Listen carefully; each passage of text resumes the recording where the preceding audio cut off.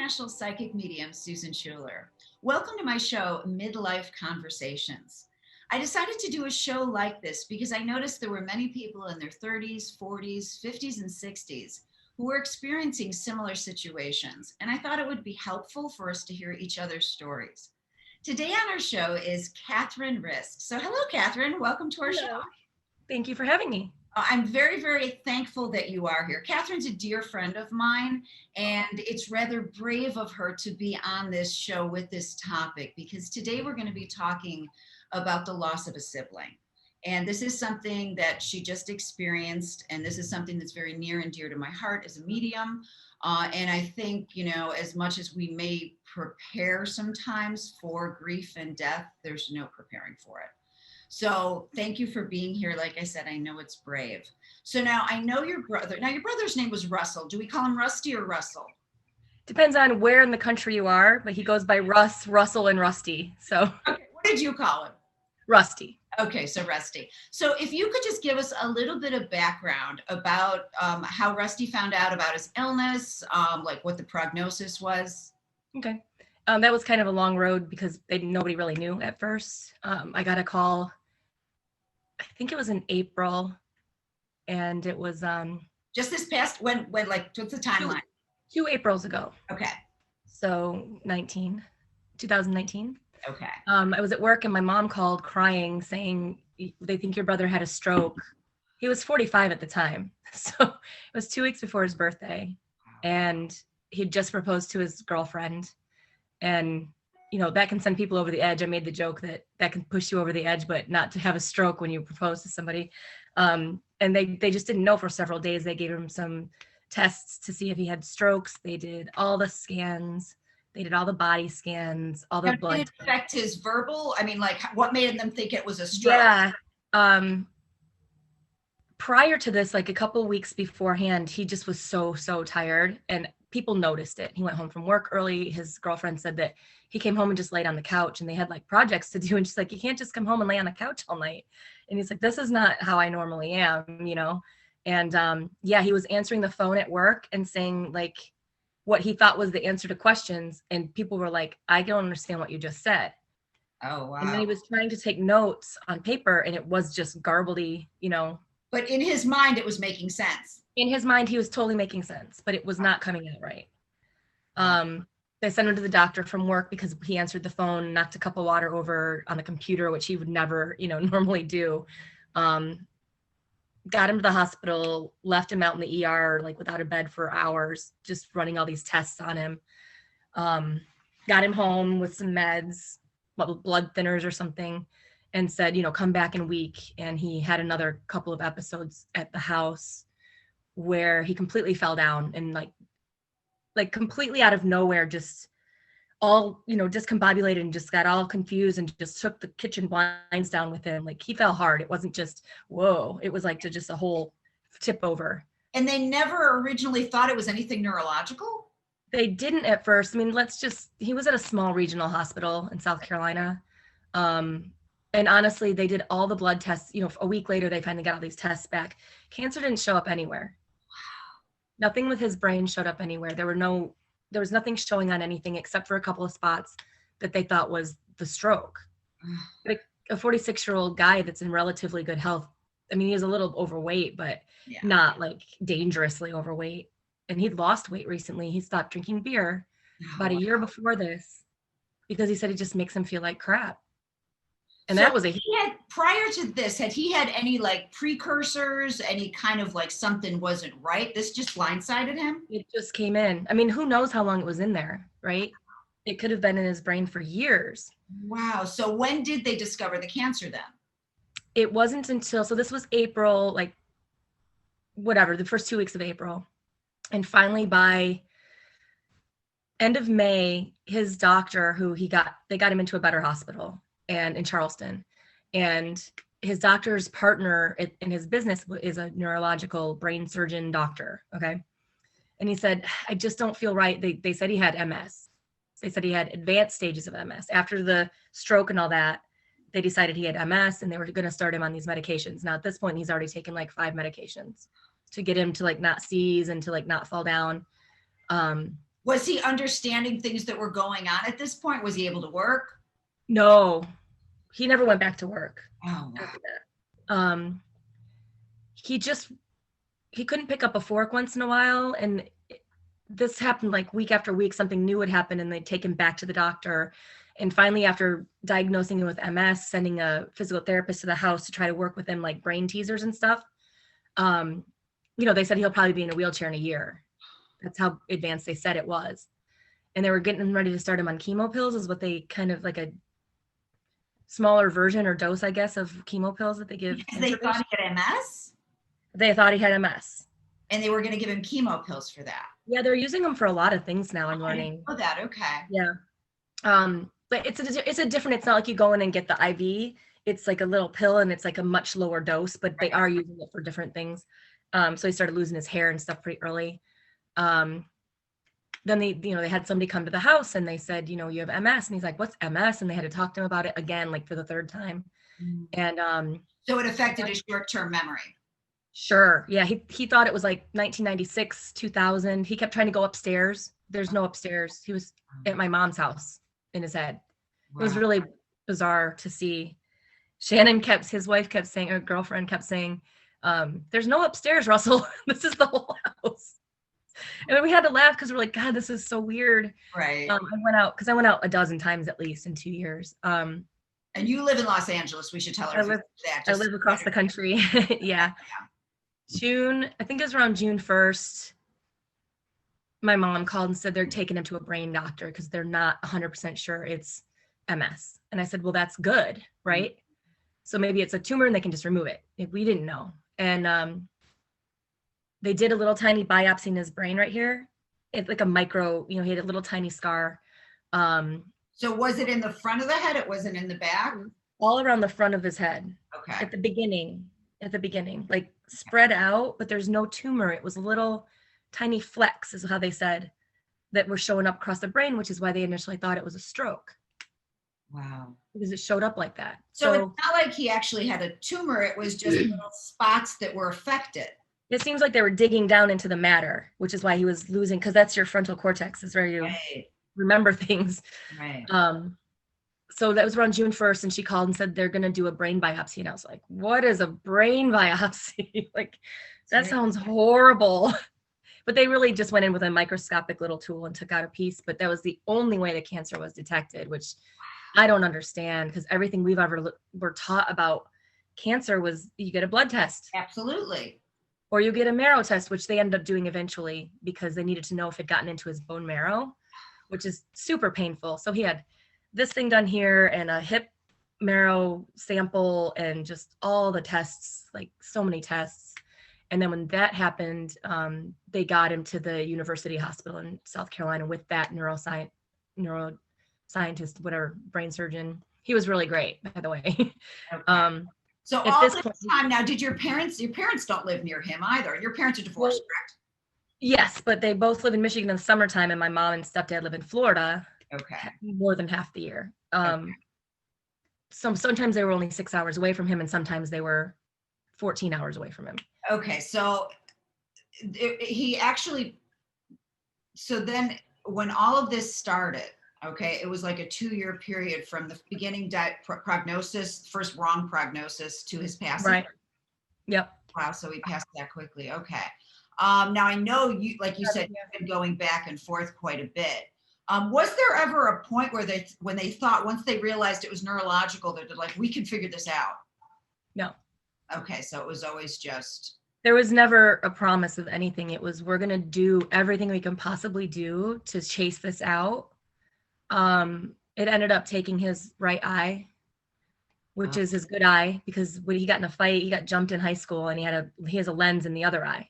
So we got the cataract removed from that eye because, they start growing a cataract after a certain amount of time, and he could see much better, but then he lost the right eye because the cancer just came in through the back and ate the optical nerve. So was he bedridden? Was he able to be up and about?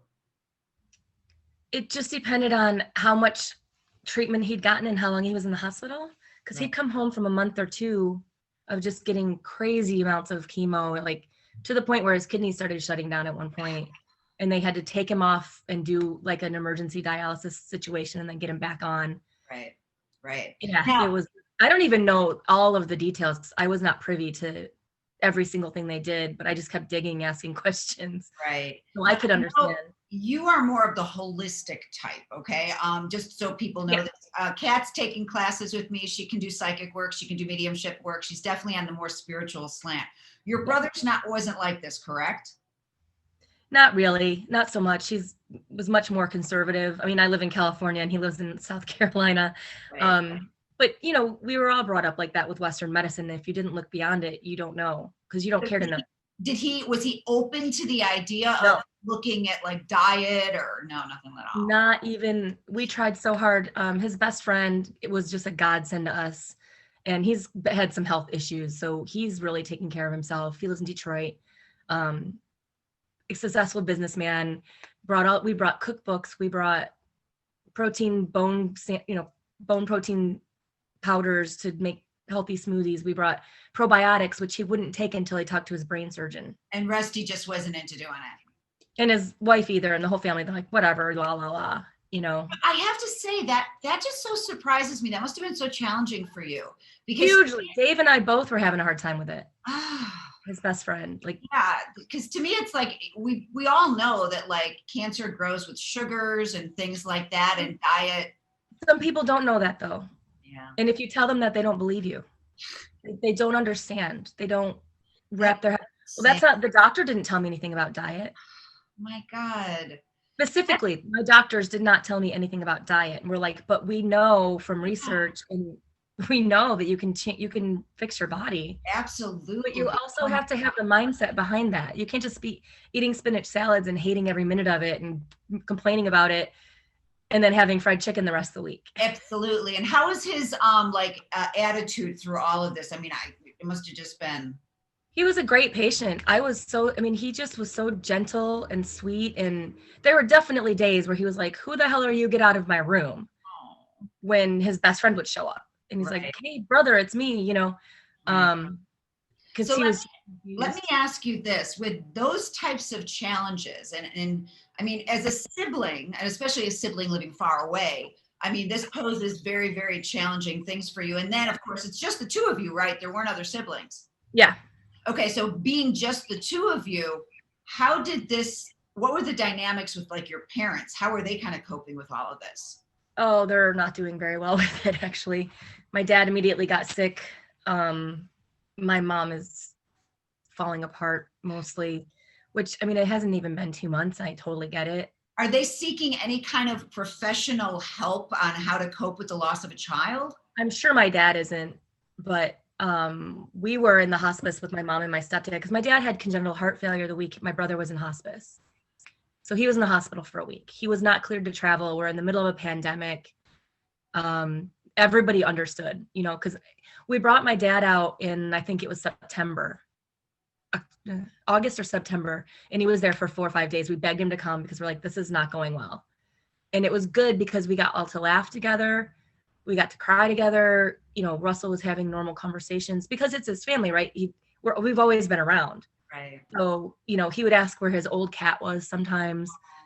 And it was really good that I'm so glad that my dad came, because I think he would really be having an extra hard time with it, knowing that he could have come and didn't.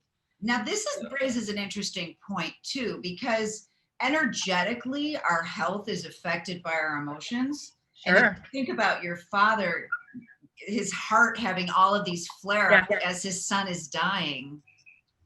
That makes perfect sense. It totally makes sense. They didn't tell me because I was still down in there with the hospice. Right. And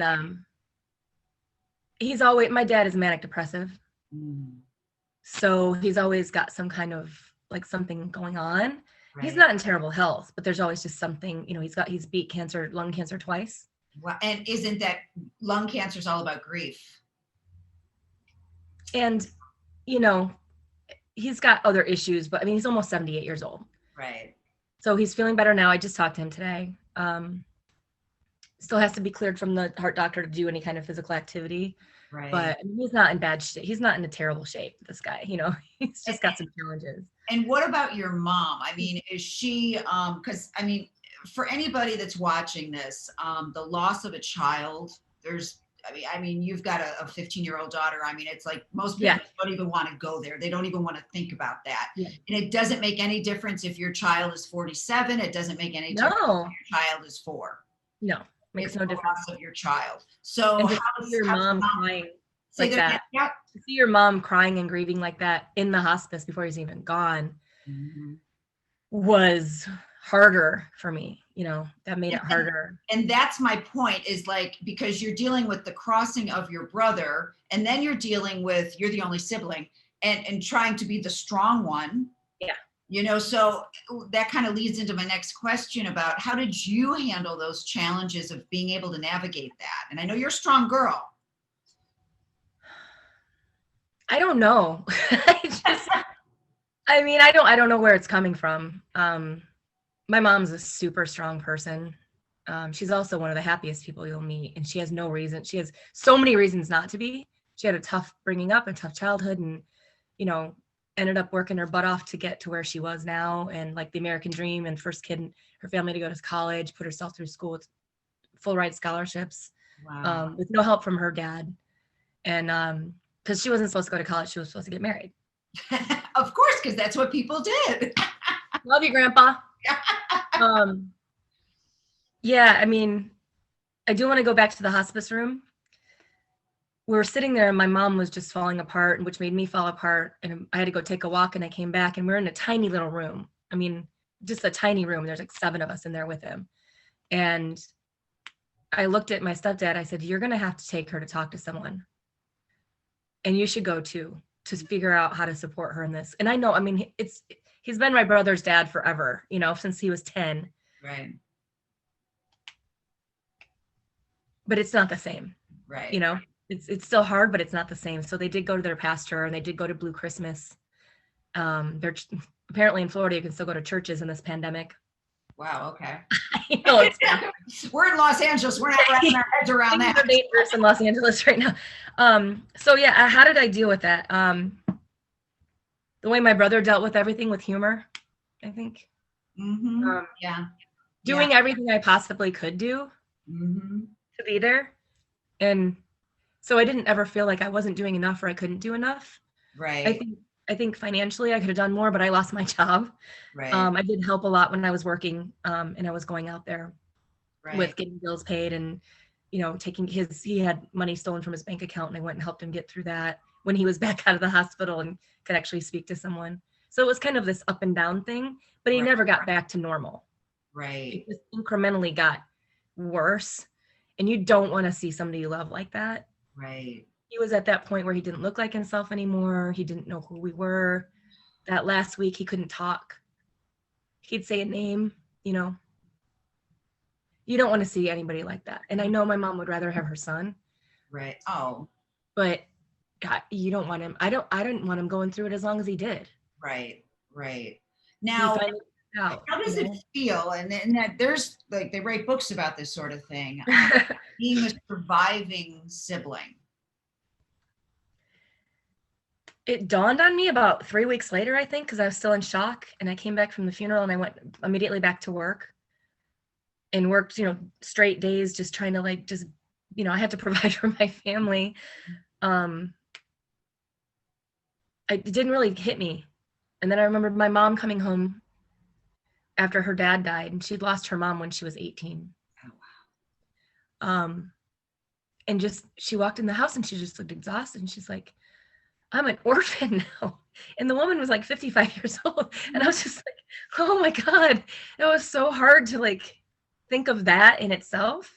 But then I had that same kind of feeling like, it's just me now. Yeah, exactly. I'm going to be alone at some point. And it's just me and my kid. Yeah. And that's why grief is so strange. Now, you've had people die already. This wasn't your first experience with death. Some people don't have anybody die until they're, I mean, I know one person in particular who he was, I think, 55 years old before he ever had anybody die. Oh, wow. I know, exactly. I can't even wrap my head around that, but I know you're not like that. No. Let's just say, how does the grief differ And like we said, with, you know, how they talk about the 5 Oh, stages of grief, you've got yeah. anger, you've got acceptance, all that. How does the grief differ from, say, a friend passing or a grandparent passing to somebody who's young and not supposed to cross? And let me just interject here. We've all experienced like people dying young, and we still have that in our head that you're not supposed to die until you've lived a full life. But you and I will both understand that a We're lot. shut down there for a second. Oh, I'm sorry. Yeah, it was like a while. So go back to how does the grief differ? Okay, sorry. Sorry about that. You know, just how does it differ for you losing a friend, you know what I mean, in Yeah. comparison to losing a sibling? Yeah. The most recent friend I lost was super tragic as well, but it was self-inflicted. But it was a shock. This wasn't a shock, but the toll it took on him was a shock. And about a month before, they put him back in the hospital for a month because we couldn't care for him at the end there. It was just me and his wife because they'd gotten married in February. And we're not equipped to take care of. How could you? It was, I mean, she was doing all the bathroom duty and I was getting him changed and fed and watered and just trying to talk to him. He couldn't really have a conversation. He would ask questions sometimes. He was very confused. About 3 nights of round the clock care between the two of us. I said, we can't do him like this. We got to get in some care. Like he needs fluids. He hasn't eaten for a week, you know? So we took him in the middle of a rainstorm on a Sunday night, 3 hours south to South Carolina, to Charleston from Columbia. And I didn't think I'd ever see him again. That was a really hard moment for me because I couldn't go in the hospital.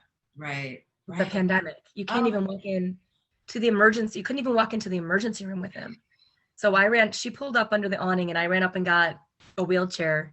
And then I had to hug him in the wheelchair and I was just crying and I was like, you're going to be okay. And knowing that he wasn't going to be okay. Right. And that was really hard.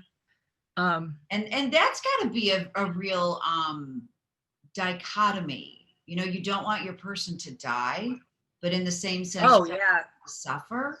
So Absolutely. It's almost like, you know, I'm accepting the fact that I know you're going to die. Yeah. Yeah. Gosh, Kat, I'm so sorry that you went through this. That and like I said, I've been, you know, talking to you throughout all of this, so I do know that, you know, this has been happening. I'm so sorry it happened to him. You know, I'm not sorry for me. I'm sorry that we lost him, but of course, we had to go through so much. I mean, it wasn't fair. Yeah, and that's, you know, that brings an interesting point too about what's fair. Yeah. You know, I know when I talk to parents who have lost children and they're like, why didn't they take me? And I'm sure your mom and your dad felt that way. You know, why did my mom and my brother had that conversation? He's like, no, Mom, you don't want this. I'm not giving this to you. Yeah. Think about it. You're with your own daughter. If your daughter was sick, wouldn't you say, I'll take it? Absolutely. If she's sad, even if she's sad, I'm like, just put it all on me. I'll take all of it. Mm-hmm. That's what parents do. So let me ask you this, because this is like such a powerful situation to go through. How has this changed the way that you are living your life from having watched your brother with his illness and his passing? Are you approaching things in any kind of a different way than you may have done in the past? I don't think I'm approaching many things differently because I think that you know that about me, that I kind of live through whatever it is and trying to be the happiest I can be, whether it's a crappy situation or not. 2020, prime example. Kind of like my mom, like I just choose to, if I don't go and do things that make me happy, I'm just sad all the time. So why? Don't do that to yourself. You have to live, you have to do things that you love. I've definitely been more subdued. You know, okay, and I'm glad you bring this up because you posted something on Facebook not too long ago that I thought was very important. And it was like, if I'm not around, if, you know, if people go missing, there's reasons that they disconnect. And about taking it personally, it's like they're going through stuff. Yeah, there's something they need to be quiet about and they need to, you know, and I'm not a good meditator. I meditate while I'm walking or riding my bike and just sitting still and listening, I guess. And you now have said to me, and my other friend in Michigan, Shan, has said to me, he's fine. He wants you to know that he's fine. And I want to share that with my mom. I don't think she's ready yet. She may not be. And like I said, when I was kind of like going through in my meditation chair this morning saying, okay, what kind of questions do I want to ask for Kat? He came right next to me. Yeah. Like I was diligently writing down all the information. Like this? To you. Yeah. He was funny. He's really funny. And at the one point he's like, talk about my hair. So it's interesting you see he lost his hair because did he really like his hair? He had good hair. He had way better hair than me. He had grandpa's hair. Because he just kept saying my hair. My hair. Well, he probably has great hair now, right? Absolutely. But he's got a great sense of sarcastic humor. Yeah. Yeah. I mean, I was just like, dude, you're funny. Well, because at the end, for like a month or so, he wasn't getting any more chemo meds. He was just getting stuff to make him comfortable. So he grew a full beard. Oh, wow. And his hair was fine, but it was still, wiry and coming in gray because of all the stuff. But he had this full beard. Nobody's ever seen him with a beard. And so the first couple days at hospice where he was still talking to us, I said, do you want me to trim your beard? Because his mustache was kind of going in his mouth a little bit. And it was just so weird to see him with all this hair. And so I started joking around with him. I'm like, what are you trying? He's like, no, don't touch it. But he said something about cut my toenails.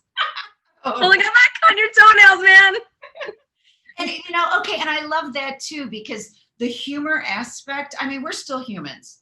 And yes, death is part of life, but to keep your humor throughout all of that, God bless you. He was a jokester. You had to joke around with him. That's important. Now, have you noticed, now you're as a medium, as a psychic, it's like, that in the afterlife things, have you seen any signs from him? Have you felt him close? Has there been anything like that where he's been like, poking at you? I felt like it was too early to ask, and I don't know why I feel that, but even just after the funeral, this huge pressure lifted off, and even everybody in the room seemed relieved. Wow. Yeah. For themselves and for him. Yeah. And it was super sad and tragic, and in a pandemic to have 50 people show up for your funeral, and then 500 views of the funeral that I managed to stream. Right. It's a pretty big deal. And the thing, I'm just going to say this for our viewers. What I've noticed as a medium, it's not that they're not communicating with you right off the bat. It's that our grief is blocking you. It's getting in the way. A lot of I know people will I've done so many readings for people who have died from COVID recently. Oh man. Suddenly, not expecting. And they've been dead 3 weeks. Yeah. 2 weeks, sort of thing.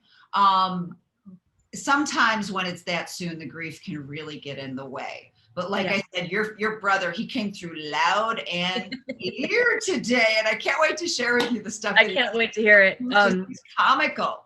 He just cracked me up. I was like, dude, you're the kind of guy I want to go have a beer with. Oh, for sure. 100%. And he and his best friend were the funniest guys ever. And so many people got a hold of me and said, Russell and Dave always had us laughing so hard. And they were always such a good team, best friends since 4th grade.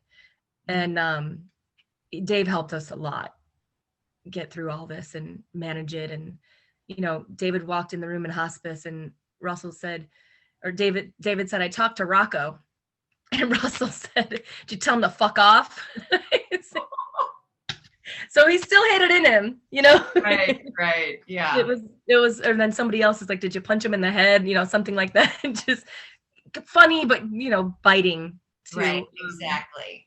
So now I'm just going to end this, and this isn't something that we've talked about. Have you thought of getting any kind of support? And I know that there's groups, if you lose a parent, if you lose a sibling, have you considered doing anything like that? So you are definitely the strong girl who just sucks it up and just powers through. Because I don't like to talk. Yeah, that's what you do. Going on inside. But sometimes, and this is just me talking to you because I know you, and talking to the audience too, sometimes we need to talk about things. Oh, absolutely. 100%. I agree with that totally. I haven't thought about doing a group thing or an online thing.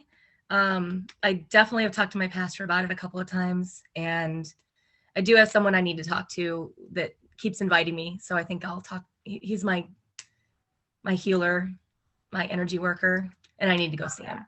And okay, so you just brought up your preacher. So I'm going to say, has this altered your view, your faith? How does your faith play into this? Because to me, that's pretty powerful too.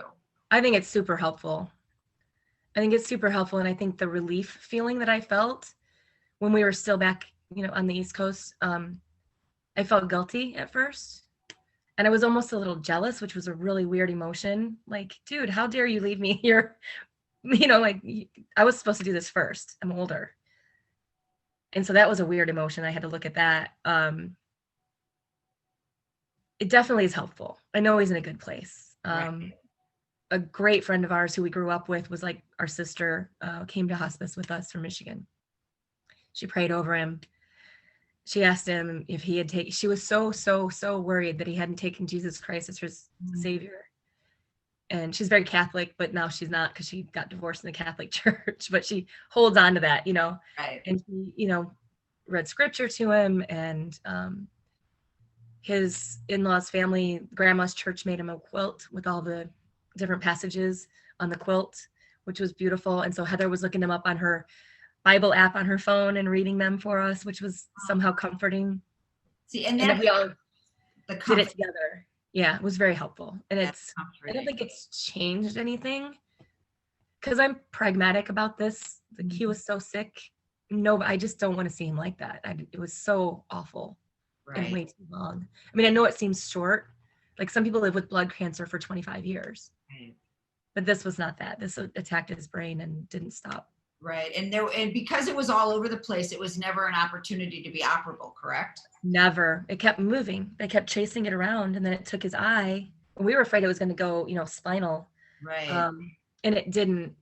But you can only give a person so much of that crazy, harsh chemo for so many days, for so long. Right. Well, Kat, I just want to thank you so much for being on the show and just being very honest and raw with us, because like I said, this is the loss of a sibling. I mean, families, and especially being that that's your only sibling, and like a younger, I think as older siblings, we always feel like parental. Yeah. And so I'm sure that's almost like losing a child in a sense for you as well. I just don't feel like it's been anywhere near as hard as for my mom. And that's the hardest part for me to see. I mean, yeah. If people die.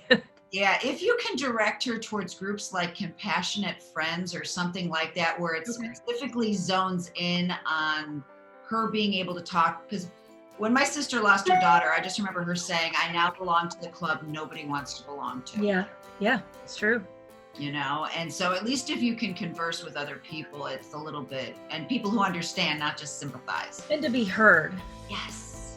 It's important. Yes. Well, Kat, thank you so much for your time. I appreciate it.